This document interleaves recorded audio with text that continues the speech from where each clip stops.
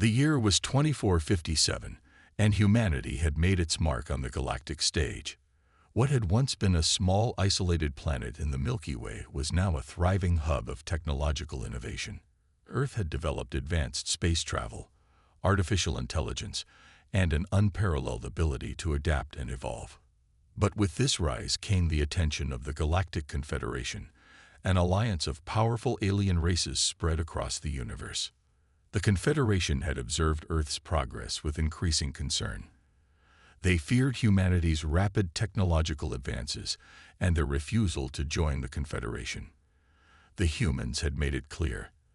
They did not want to be part of a galactic council that would limit their freedom. The Confederation's leaders knew one thing: if humanity was left unchecked, they could become a threat to the entire galaxy. So, the Confederation decided to act. They would send a message to Earth, one that would leave no room for doubt. In a secretive operation, the Confederation deployed a battalion of bioengineered war beasts. These were no ordinary creatures. They were massive, genetically modified predators designed for one purpose: to destroy civilizations. With razor-sharp claws, armored hides, and immense strength, the war beasts were engineered to crush anything in their path. They had been used to wipe out alien species in the past, and now they would be sent to Earth to ensure humanity's submission. As the beasts were dropped onto the surface of Earth, the Confederation's leaders watched with smug satisfaction. Their spies reported that the creatures had made landfall in multiple locations across the planet.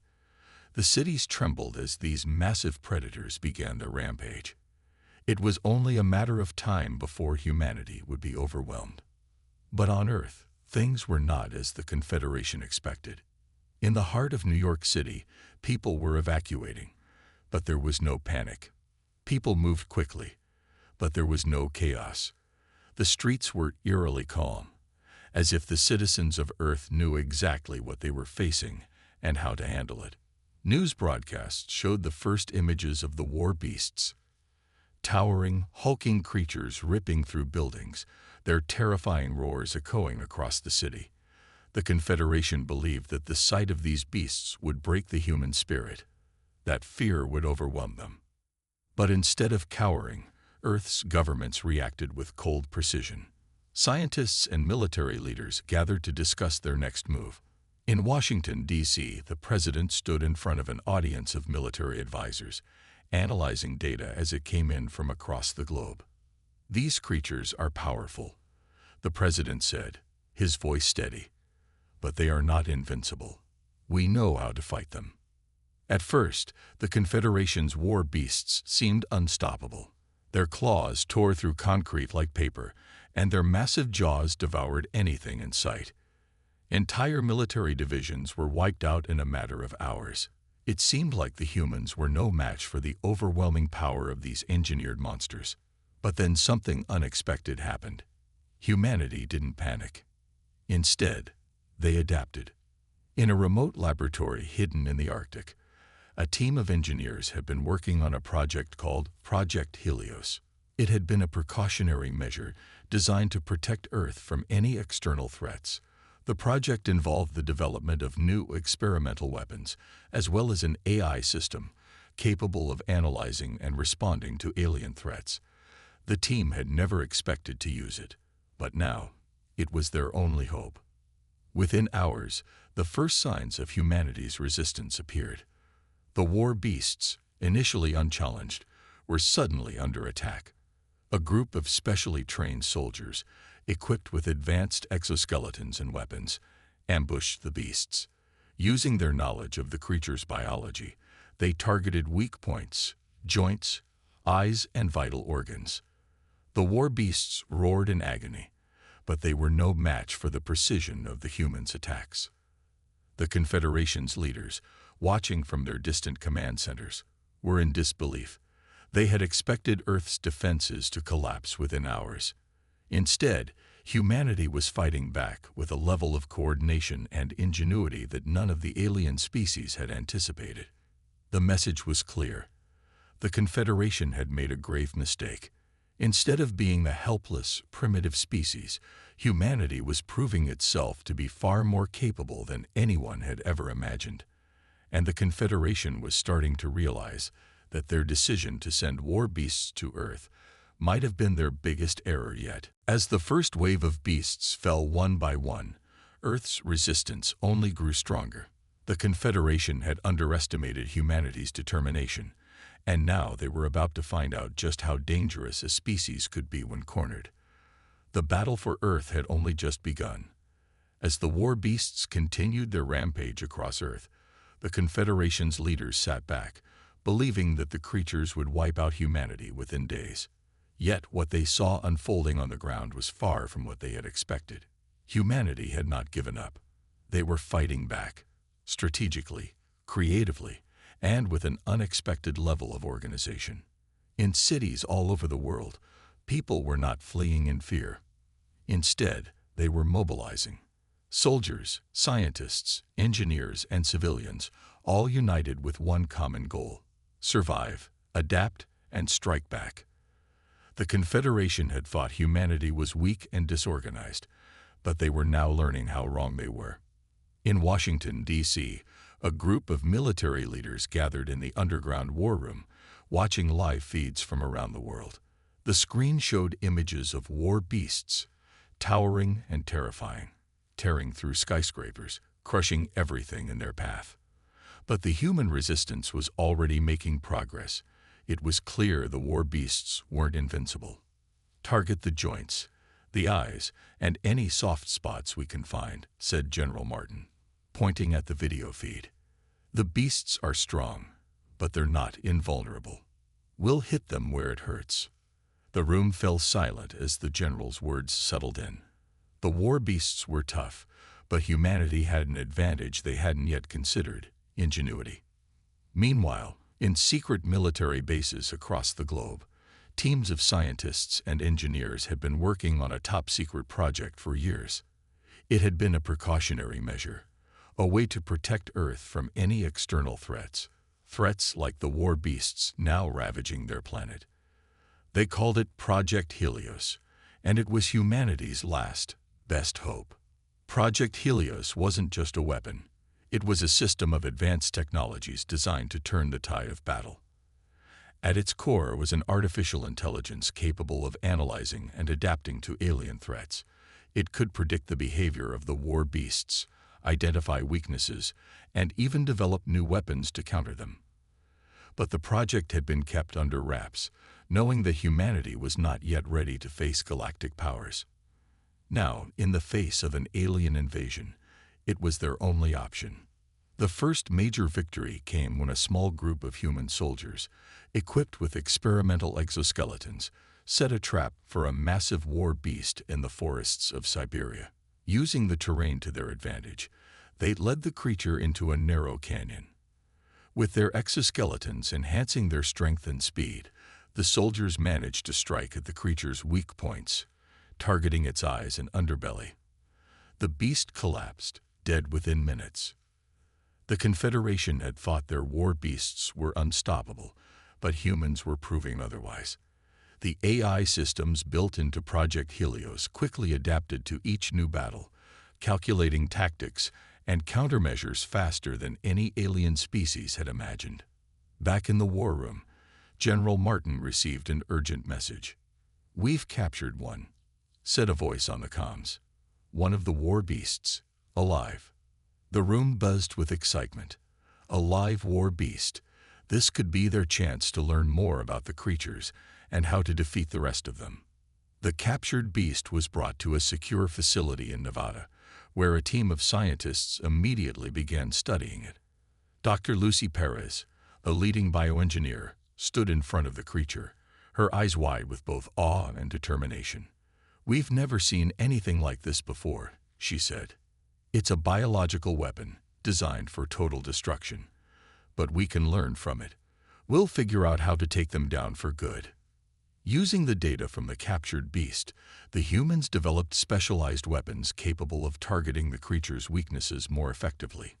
They created high-frequency sound waves that disrupted the beast's sensory systems, disorienting them. They designed new types of explosives that could penetrate their thick hides. As the battle continued, the war beasts fell one by one. Humanity was adapting faster than the Confederation could have imagined. They had underestimated human creativity and resilience. The Confederation's leaders were in shock. Every report from Earth showed that their war beasts were being systematically destroyed, and the humans seemed to be getting stronger by the hour. The Confederation had expected Earth to crumble under the weight of their creatures. Instead, they were witnessing a unified, unstoppable force, humanity. In the darkness of their command ships, the aliens began to question their decision. Could they have miscalculated? Had they underestimated Earth's potential? They watched helplessly as their prized war beasts were defeated, one after another. The message from Earth was now clear. They would not bow to anyone. They were not the weak, primitive species the Confederation had thought them to be. Humanity had awakened a power within themselves that even the most advanced civilizations in the galaxy couldn't have predicted. And now, the Confederation was beginning to realize that their war on Earth might just have been the biggest mistake of their existence. The humans weren't just fighting back, they were fighting to win. As the battle against the war beasts raged on, the tide was slowly but surely beginning to turn. The Confederation's expectations of a quick victory were shattering. Earth's resistance was growing stronger, more organized, and more creative with each passing day. In cities across the globe, the once chaotic scenes of destruction were now met with signs of defiance. What had started as a desperate struggle was turning into a coordinated defense effort. The war beasts, powerful and terrifying, were no longer the unstoppable monsters the Confederation believed them to be. They had underestimated one crucial thing: humanity's ability to adapt and outthink their enemies. In the dense jungles of Brazil, a team of soldiers in exosuits set a trap for another war beast. They used the natural terrain to their advantage, knowing that the beast's brute strength would be their weakness. The soldiers had studied the creature's movements carefully. They knew the beasts were highly aggressive, but not always strategic. The soldiers led the beast into a narrow gorge, where the beast's size became a disadvantage. Once trapped, they launched a barrage of specially designed missiles. The missiles emitted high-frequency sonic waves that disrupted the creature's sensitive hearing and balance. The beast howled in pain as it stumbled, disoriented and vulnerable. Within moments, the soldiers closed in and struck at the beast's weak spots, bringing it down. Another victory for humanity. As the war beasts continued to fall, Earth's resistance started to gain momentum. What had once been small, scattered pockets of resistance had now become a unified global force. Governments coordinated military strategies, sharing intelligence and resources across borders. While the Confederation had expected humans to crumble under pressure, the reality was that Earth had rallied together in a way no one could have predicted. Back in the United States, Dr. Lucy Perez and her team of scientists made a breakthrough. They had been studying the biology of the war beasts, using the data from the captured creature to reverse engineer their weaknesses. They discovered that the creature's genetically engineered systems relied on a specific set of frequencies to function properly. By disrupting these frequencies with electromagnetic pulses, EMPs, they could temporarily disable the war beasts, rendering them vulnerable. "It's a game changer," Dr. Perez said, her eyes lighting up with excitement. "We can't destroy them with brute force alone. But if we disable their systems, we can take them down." With this new knowledge, humanity's strategy shifted. Rather than direct combat, they began using EMPs to disable the war beasts, neutralizing their advantages without wasting resources or manpower. In a bold move, the world's military leaders decided to take the fight to the skies. They launched a series of coordinated strikes on the Confederation's command ships orbiting Earth. Armed with the latest in stealth technology and EMP warheads, humanity's fighter jets and spacecraft targeted the alien ships. The Confederation's forces, caught off guard, scrambled to respond. But the tide of the battle had shifted. Humanity had learned how to fight smarter, not harder. They exploited every weakness they could find, using the environment to their advantage, hacking into alien systems, and turning the Confederation's own technology against them. The Confederation's response was growing frantic. They had sent their war beasts to Earth expecting a quick victory, but instead they were losing ground fast. The war beasts, once seen as their greatest asset, were now a liability. Earth's resistance was too strong, too organized, and too relentless. In a high-level meeting aboard a Confederation flagship, the generals exchanged nervous glances. "We underestimated them," one alien officer admitted. "The humans are more resourceful than we thought. If we don't act soon, we'll lose everything." Meanwhile, humanity's forces continued to push forward, retaking cities and regions that had once been overrun. The war beasts, once a symbol of overwhelming power, were now being hunted down and eliminated. General Martin stood in the command center of the United States military, watching the latest battle reports come in. A confident smile crossed his face. "We've got them on the ropes," he said to his team. "But we can't stop now. We've got to finish this." The final stages of the battle were beginning. Humanity had no intention of stopping until the war beasts were all destroyed and the alien invaders were forced to retreat.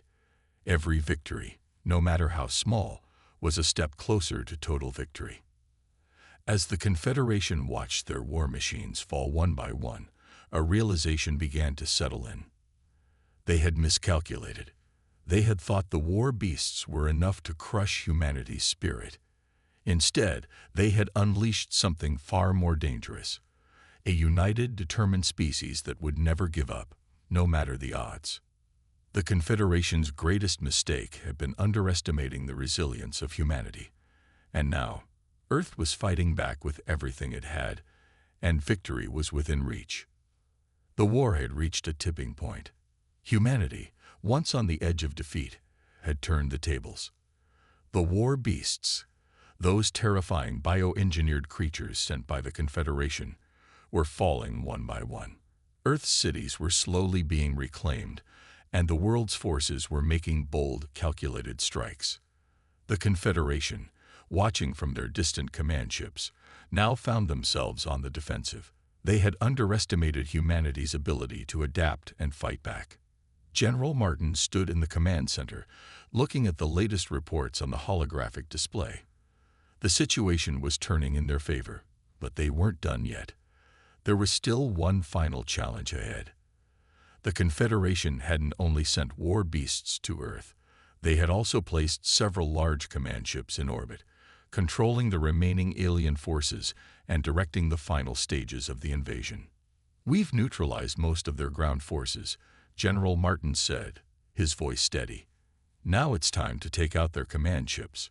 We'll hit them where it hurts." The plan was simple: hit fast, hit hard.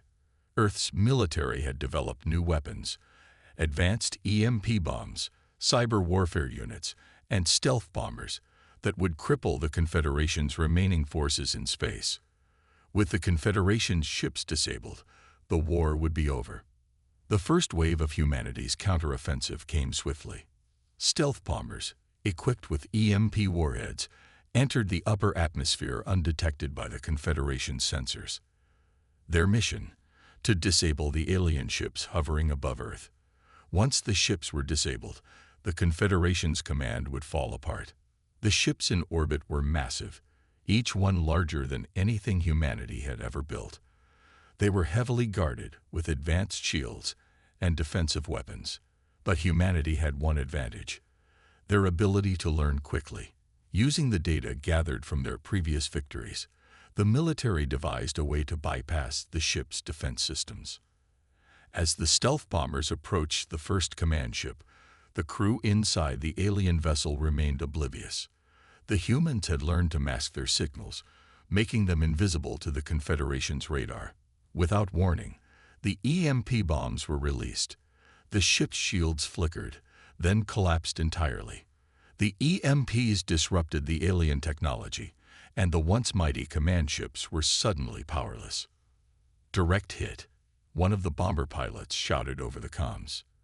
"They're blind, General. We've got a clear shot now." Humanity's forces had taken the first step, but the Confederation's retaliation came quickly. Alien fighters and defense drones were deployed to protect the remaining ships. The battle in space had begun. The air was thick with tension as Earth's fighter jets, equipped with advanced weaponry, launched into the fray. The Confederation's ships had lost their protective shields, but they still had formidable offensive power. The fighters zipped through the darkness of space, dodging blasts and returning fire. The once unthinkable happened. Humans were fighting the galactic invaders on their turf. Back on Earth, ground forces continued their relentless assault on the remaining war beasts. As the beasts were systematically eliminated, humanity's forces moved toward their ultimate goal, retaking control of the entire planet. It was no longer just a defense. It was a counteroffensive. The war was shifting from survival to domination. The Confederation's leaders, observing from their command centers, knew their time was running out. Their war beasts were no longer effective, and their ships were falling one by one. Desperate, they made a final attempt to regain control. They launched a new wave of drones and fighters, hoping to overwhelm the human forces, but they underestimated the strength of Earth's unity. As the battle in space raged on, Earth's forces worked together like never before. Soldiers, pilots, engineers, and civilians, everyone was playing their part. Humanity had embraced its full potential, and the result was a global army that was more than just a sum of its parts. Every human on Earth was fighting for their planet, their future. In a final, decisive moment, a fleet of human ships launched a direct assault on the last remaining command ship. Armed with newly developed technology that could penetrate the alien vessel's defenses, they tore through the ship's shields and blasted their way into the heart of the command center. Inside the command ship, the Confederation's leaders scrambled. They were facing an unprecedented force. Humanity had turned the tide. General Martin's voice crackled over the communication channels. "This is it. We take their command ship. We end this." As the final blow was struck, the last of the Confederation's forces surrendered. The command ship exploded in a brilliant flash of light, signaling the end of the war. Humanity had done the impossible. They had not only defended their planet, but they had also forced the invaders to retreat. As Earth's forces celebrated their victory, they knew this wasn't just a battle won. It was a statement. The Confederation had come to Earth expecting an easy conquest, but what they found was a species that refused to be conquered. Humanity had proven one thing to the galaxy: when pushed to the edge, they would rise. And no one, not even the most powerful civilizations, would ever make the mistake of underestimating Earth again. The battle had ended, but the war was far from over. Humanity had fought back, driven the Confederation's forces from Earth, and emerged victorious. The Confederation, once confident that their war beasts and powerful command ships would crush the human race, now knew the truth. Earth was not a planet to be underestimated. But the true challenge had only just begun. Earth had defended itself, but now it had to rebuild and face the consequences of a war that had nearly destroyed it. General Martin stood on the balcony of the military command center, overlooking the rebuilding effort below. The streets of the capital were filled with people working together to clear rubble, repair buildings, and reclaim the land that had once been ravaged by the war. It was a sight of hope, but also of exhaustion. Victory had come at a cost. Entire cities had been destroyed, millions of lives lost, and countless more affected by the chaos. The scars of the war were visible everywhere. "General, we've got a transmission," a voice said behind him. He turned to face a young officer, who handed him a tablet. It was a message from the United Nations, and it wasn't just a message of congratulations. It was a call to action. "We need to send a message to the galaxy," the officer said. "A message that Earth isn't just a planet to conquer. It's a force to be reckoned with." General Martin nodded, his face serious. "Prepare the response. It's time to show the galaxy that Earth is no longer a passive player in the cosmic game." In the days that followed, Earth's leaders gathered in a series of meetings to discuss what came next. With the Confederation retreating, there was a window of opportunity, an opportunity to build something new. It was clear that Earth could no longer afford to remain isolated. The galaxy had seen the strength of humanity, and now it was time to capitalize on that reputation. But they had to be careful. They had no idea how many other alien factions would come to challenge them next. Diplomats, scientists, and military commanders worked together to draft a message to the galaxy, a message of peace, but with a firm warning. Earth was no longer a weak planet waiting for an invasion. It was a planet that would defend itself, no matter what.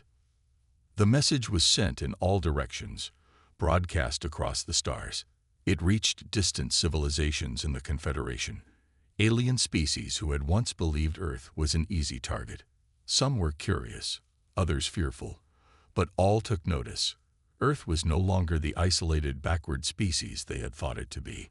They had evolved, had risen to become a force to be reckoned with. Back on Earth, people were beginning to heal. The war was over, but its effects would last for generations. The survivors mourned their lost loved ones, but there was also a sense of pride, of unity. Earth had stood tall against the might of the galaxy's most powerful forces, and it had won. In New York City, now bustling with reconstruction efforts, a small group of people gathered in front of a newly built monument. It was dedicated to all those who had fallen during the war, a symbol of their resilience and sacrifice. The monument was simple, but its meaning was clear. The people of Earth would never forget the cost of their freedom, and they would honor those who gave their lives to protect their future. As the sun set over the city, General Martin stood with his team, looking at the monument. His eyes were tired, but there was a spark of determination in them. He had led Earth's forces to victory, but now it was time to think beyond the battle. The galaxy was vast, and many challenges lay ahead. But Earth had proven something important. It was no longer a helpless planet. It was a powerful player in the galactic arena. "We've won the war," General Martin said, his voice steady. "But the real work begins now. We must rebuild, unite, and prepare. The galaxy will remember Earth, and we will make sure they never forget what happens when you underestimate humanity." The days ahead were uncertain, but one thing was clear. Earth had changed forever. The message had been sent. The galaxy would know Earth as a planet of strength, unity, and resilience. And in the years to come, Earth would continue to grow, to evolve, and to make its mark on the universe. No longer would it be seen as a vulnerable species on the edge of the cosmos. Earth had emerged victorious, and its future was limitless. As the stars twinkled above, Earth stood ready for whatever the galaxy might throw its way. And humanity, stronger than ever, was prepared to face it head-on.